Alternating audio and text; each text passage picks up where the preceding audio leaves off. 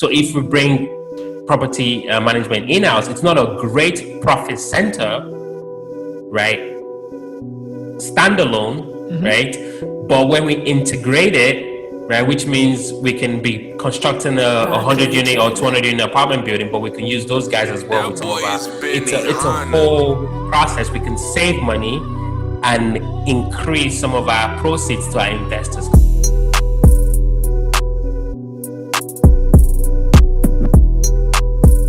Why is that important for you to create a vertical integration? Like I don't hear that people blatantly talk about that, but why is that important to you, Ola?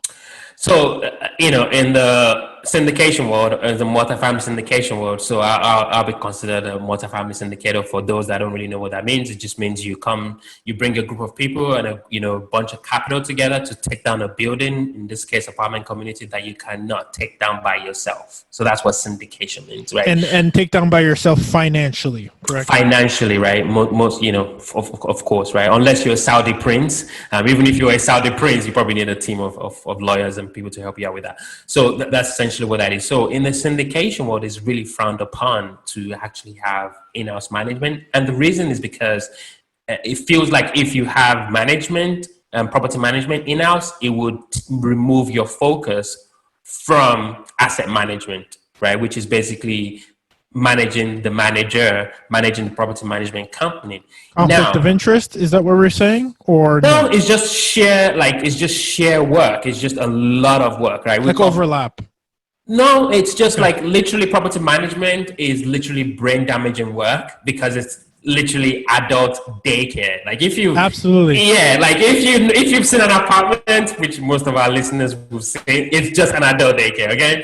That's what we call it. So most syndicators don't want to do that because it's so much work. But now what we're trying to do is, I'm not going to be the one managing the properties. I'm going to employ someone within Dwelling, give them a title of vice president, property management, and then report to me as the CEO. So we don't have to do that. So that's one way to do it. But the real reason we're doing this is no one is going to take care of our properties like we would.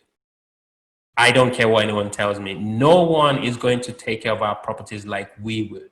Okay? In other words, no one has your best interest. Do you want to elaborate on that? Because there are tons of property managers out there who are like, hey, what are you talking about? I can help and maybe do a good job, but like maybe you have this different vision. What does that mean for you to do things the right way? Because we feel like we have, or we can build upon the specific competencies that would match our values and our vision of our company. That a third-party management company is not. I love property managers, by the way. If you're out there, I love you guys. But for us, it just isn't there, like that connection. So that's one thing, though, in terms of like kind of alignment of interest, values, and like how we do things. Like it's a culture, right, in Dwelling. The second thing is really for investors, right? So if we bring property management in-house, it's not a great profit center, right? Standalone, right?